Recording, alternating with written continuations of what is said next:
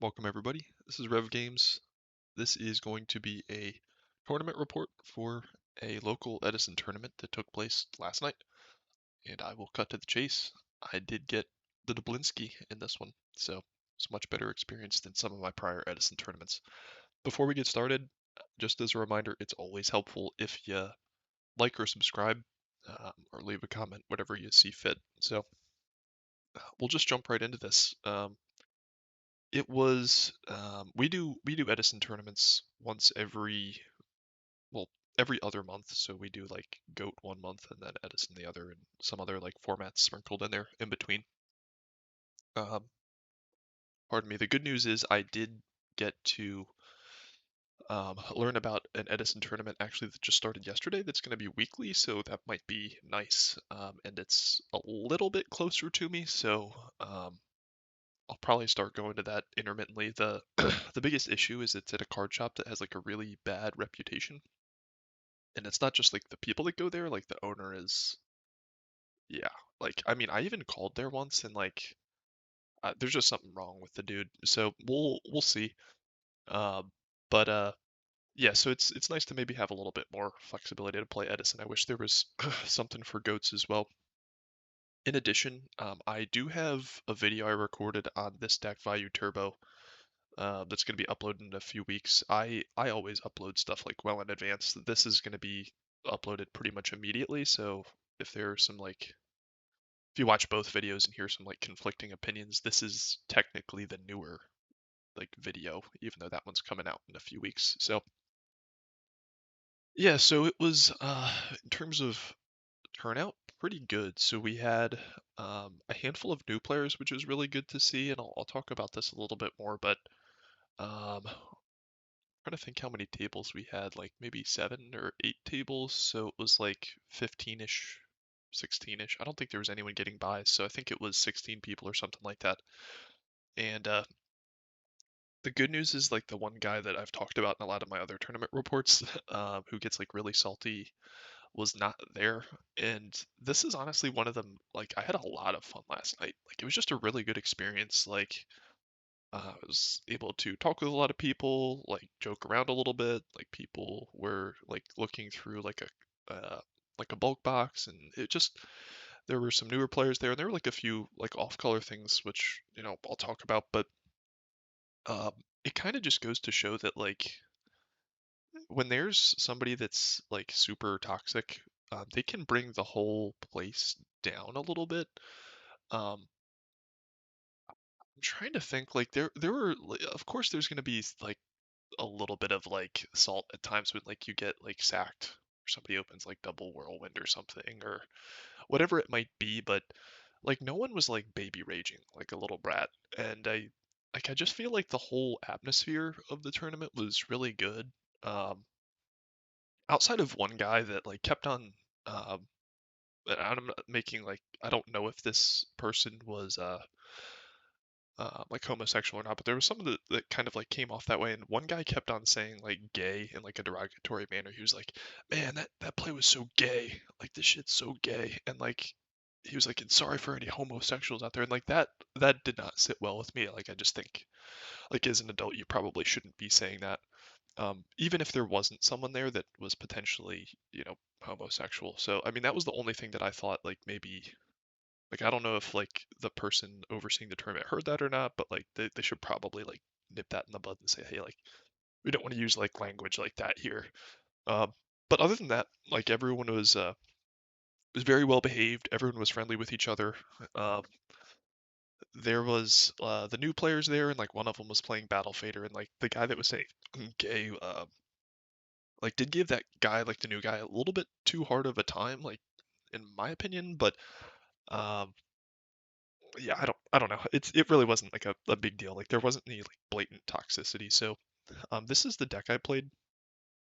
Um, and actually, I want to finish one other thought, which is that I think we like as a community, like I know some people give me a really hard time for calling out bullshit when I do see it, and calling out toxicity when I see it. And they say I'm on like some sort of crusade or something like that. But um, I don't know. I just think like toxic players drive more people away, and they encourage other toxic behavior, and like I'll joke with people online, but like I'm very, very rarely like toxic, I think. Um, and I just feel like if any of these formats really do want to grow, um, some people are just gonna have to mature a little bit. And I don't know, it's kind of weird seeing like both sides of things, like how people behave, like when they're super toxic in like certain servers or certain in real life tournaments, and then how things go when people are a little bit more endearing and they like when that kind of stuff isn't tolerated. So yeah, I don't know. I just wish more people would. I understand the memes and like joking around and stuff, but I just wish more people would just could just shut the fuck up and like keep their mouth shut. That's really all it boils down to. Um, but in terms of the tournament, it was 4 rounds, and first round was Pile. I played against a Pile in Edison, and it's funny because in Goat right now, like piles are all the rage, for a lot of reasons, which I have a video coming up on in a few weeks. But in Edison, I just don't think the pile strategy works all that well. Like it's just your deck, because there are so many really powerful engines in Edison. Um, it needs to be cohesive, and it needs to have like synergies that are like non-linear. So like what I mean by that is like certain cards have to have synergies with multiple other cards, not just like one other card. So pile just doesn't work. This was one of the newer players. I think it was like his first Edison tournament. I think he plays modern, maybe. I'm not sure. I don't play modern, so I don't know like what the player base is there. But um, yeah, it was just like I didn't know. Like I think I saw like a cyber dragon and like a gale, and then like randomly there was a malicious that came out, and then like a random absolute zero came out at one point. So game one he brought out Stardust, and um, it actually like was kind of in a bad spot for me. Um, and I could kind of tell he was newer, so he attacked the Stardust into my Raikou, and I was like, all right, I'm actually going to activate the effect here. Um, what did I think what I did with Raikou is I chose just to mill. I'm trying to think exactly how this happened, and then I activated another effect for him to destroy it. And there was a reason I did that, and it's escaping me, but he basically just forgot to bring it back in the end phase. So I was like, oh, okay, because I think I was setting up something to out it with. There was now I'm really forgetting just because I think I had to like set up something so like my field would stick with Caius. So maybe he didn't attack me with Stardust, and then or maybe it was outing it with Sork. I can't remember, but either way, I took the game very handily.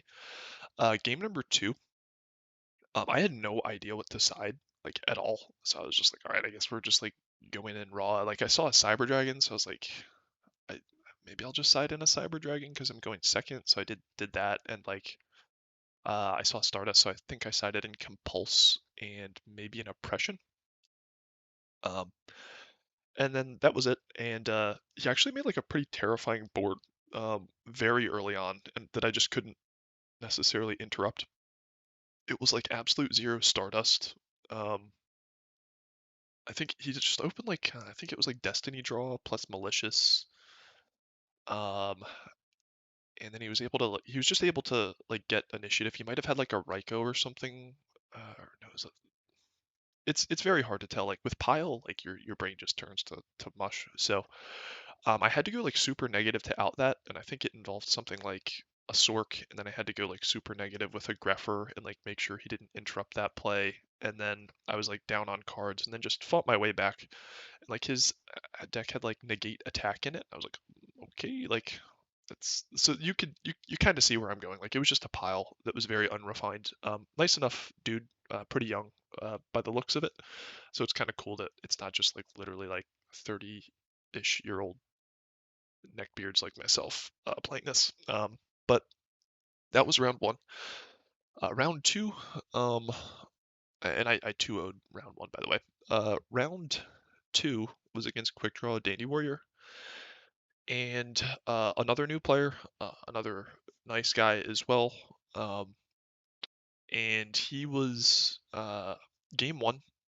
we I we had a little bit of back and forth, and then I just basically blew him out with an OTK. Like I was just able to set up enough stuff in grave and like bring out a dark armed and just go for it. Um, and he had no back row, and I was just like, all right, I'm just not gonna play around whatever you might have. And I think he actually did trag me, and I just was able to out it with Sork or something like that. So it was, I think, a really good back and forth. But what it kind of is teaching me, and I don't have a ton of experience with Value Turbo, which is um, like the longer the game goes, like it seems like this deck gets a little bit better. Um, and that kind of surprised me just because the deck's name is Value Turbo.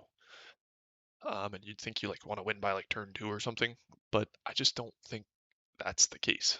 And I guess I'll kind of weave in some of the choices with the deck here, which is, I think, um, this deck was inspired by mostly a deck that I saw by Masha Rose.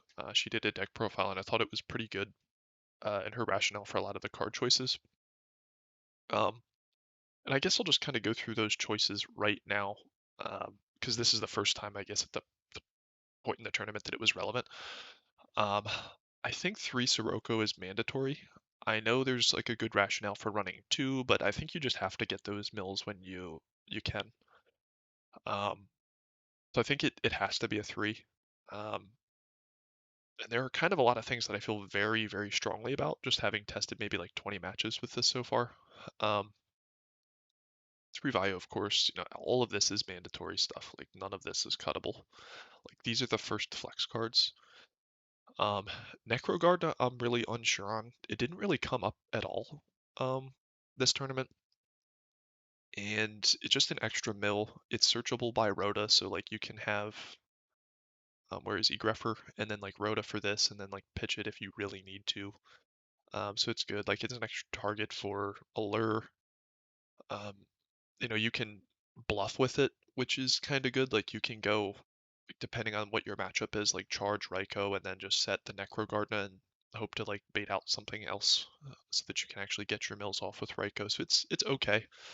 Um, Gores is insanely good, and like, I don't know, like it almost like the more I play Gores, it's like I it's hard to think of decks that like just shouldn't run Gores. Like the amount of games that this card swings is kind of dumb. This is probably one of, I don't want to say it's my least favorite card of the format, but like in terms of types of cards, that being hand traps, this is, yeah, I hate hand traps. This is one of my least favorite cards, probably like top 10. But that's just because it's so good and so stupid, and it punishes bad player, or it punishes good players. It doesn't punish good players actually. It rewards bad players, I think is the better way to say it. Um, Sork, this kept on winning me games, and it's kind of hard because this is like more of a high roll list, which is like you're running Sork and Return from the Different Dimension, which by the way I didn't resolve one time, but again it was only 4 matches. Um, but this just kept on winning me shit. It was like, oh, I guess there's no way I would have ever won this game if I wasn't able to resolve a Sork. So this just outperformed so much. Like I just kept on like banishing dandelions and sangans and all other types of shit, especially in the quick draw dandy warrior match. So it's really nice to just be able to summon something also in a different way that does a different thing, that also has defensive capabilities, that also can outstuff, that also feels return from the different dimension. So yeah, I don't know. It performed really well. So I like it. All of this is standard. Another thing that I'm like I'm always willing to change my mind, but like I'm 99% certain that if you're not running charge, you're wrong. Like I did some rough math, like literally in my head, I could do the actual math, but when you consider what milling something is, which is not a +1, but it's like for a Vayu or a Sirocco, it's like a plus +0.5 technically, and which the probability is of you milling something, and then the fact that you're milling three things. Every time you mill three cards, you're getting about a plus +0.3-ish, and I'll have to actually do the math on that, so don't hold me to that, but you literally just activate a spell and get plus +0.3. So, like, there's there just aren't that many cards like that. Um, so like I mean, if someone, I've never heard an argument why you wouldn't run charge that makes any sense. It's one of the best cards in the deck. It's just insane. Um, Standard traps, none of these are really all that flex in my opinion. I did go with the one of oppression just because I don't want to draw two.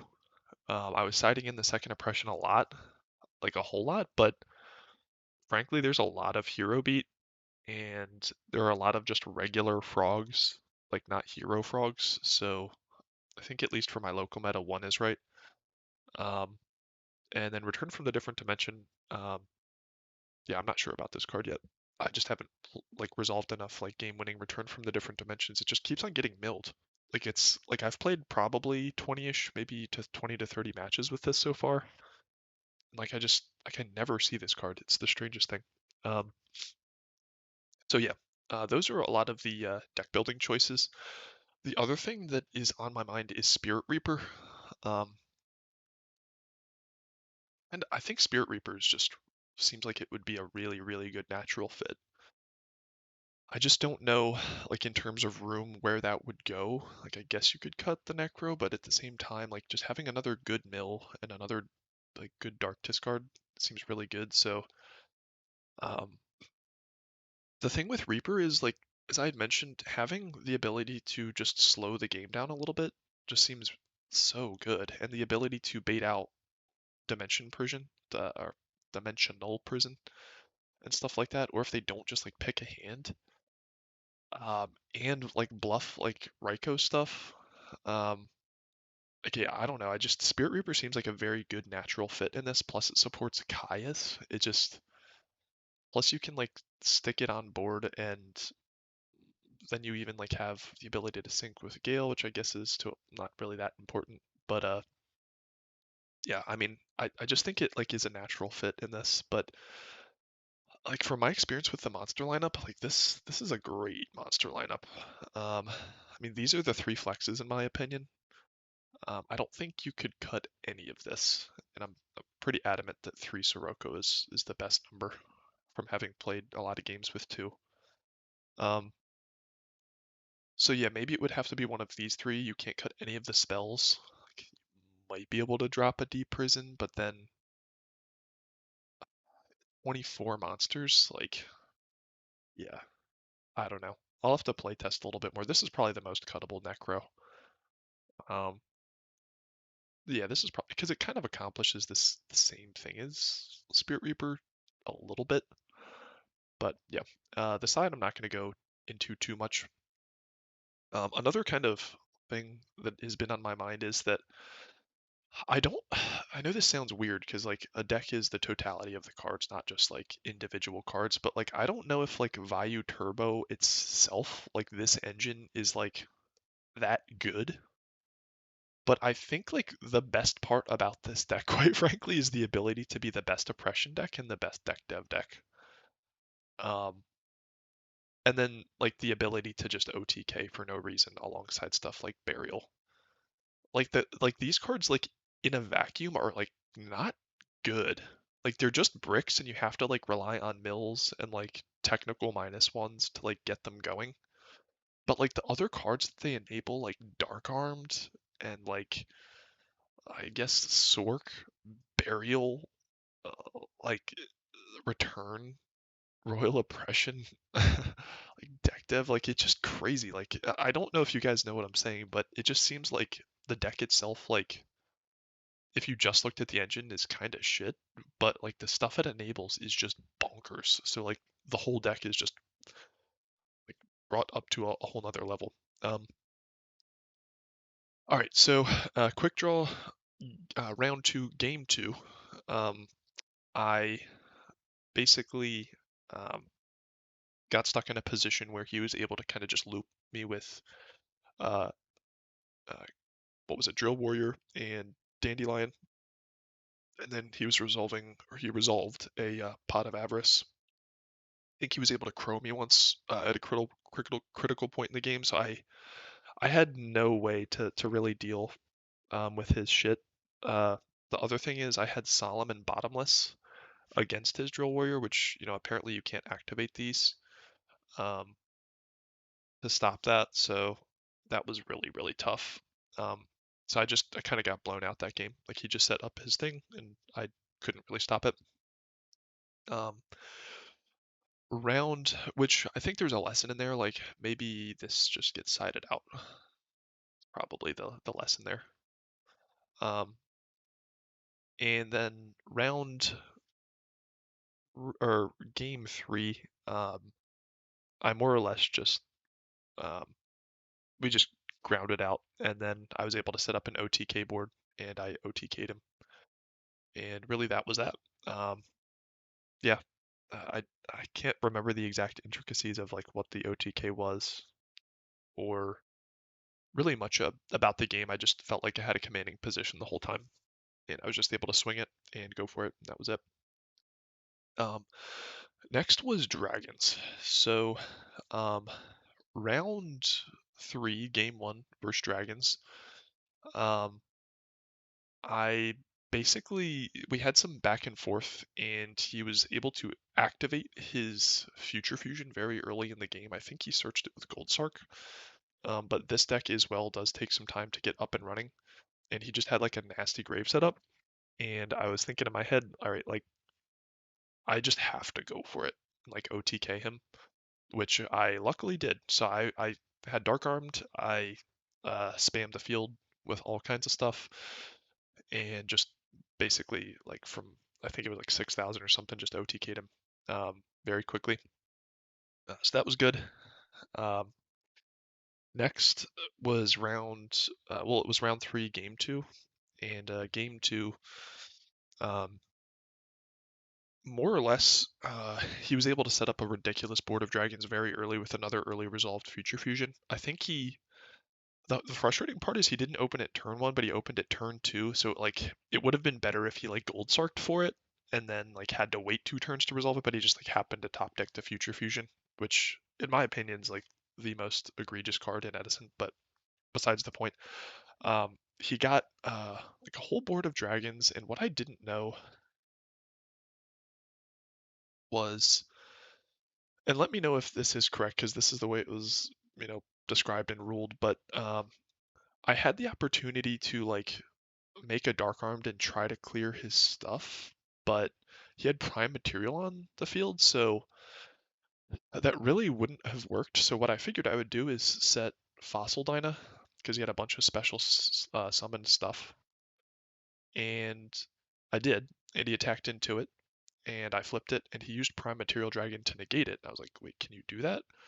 Um, and apparently you can in the damage step. So that's at least how it was ruled. So um, yeah, um, this is a really powerful card. I really don't like dragons. I just think they're a cheesy ass deck. They just don't really feel like fair. It's like if you draw Future Fusion, you're just so far ahead. You just went like plus like 5 for no reason. Plus then you have like a 5,000 beater coming down for like no work, which is stupid. Um, so yeah, that happened. So I guess I don't think there was any way I was gonna win it either way, but um, it was a lesson learned that like you can't do that, I guess. So I guess that's on me. Game three, um, he opens and he Sarks for Future Fusion turn one, so I know there's a clock. And then he sets a card and or sets a monster and sets 3 back row. And I'm like, holy shit! Like what could that possibly be in like dragons? Like I just was terrified. So um, I basically decide I'm on a clock, and we have a back and forth for a turn or two, and then he activates the future fusion, sends all of his stuff, and I'm like, all right, this next turn, I just basically have to I just have to win, like through his back row. So he had future fusion, um, and he had um, 2 unknown back row, and I didn't have any real reads on what those back row were, but I did attack with 1 monster before, and I didn't get deprisoned. Um, and basically, what I had to do was like some crazy nut combo. I don't remember exactly what it was, but it was basically having to um, more or less like activate Vayu to get out Armed Wing, and then I had to set up a grave like in the right way, like returning, I think it was a Caius, and making sure I like sequenced everything properly to get out then dark armed, and then I had to like a burial was I think placed before that, and then I had to banish these again, and then I just made this really like nasty board, and then had to stack for plague, which I think I did early in the combo just because I didn't want to get blown out by torrential or something. Um, and then I just basically did like the 50-50, like I just was like, all right, I guess it's that back row, and I bounced it and just had to play into one back row. And I think the lesson with that being was like there's a certain amount of inevitability with dragons, which is that you're just going to be able to like recycle your Red Eyes Darkness Battle dragons and like do stupid shit and plus on me so hard that I'm never going to win. Like in the next, like if you get another 3 turns, it's just impossible. So at that point in the game, like I was just like my heart was beating. I was like, all right, I just have to basically play into your back row. Like if that's a bluff, it's a bluff. If you have the answer, I lose. And if I don't make this play, I'm going to lose anyway. So I'd rather take, let's call it a 50-50 than like a near guaranteed loss. So I just went for it. And maybe I picked the right back row to bounce with Brio. I'm not sure.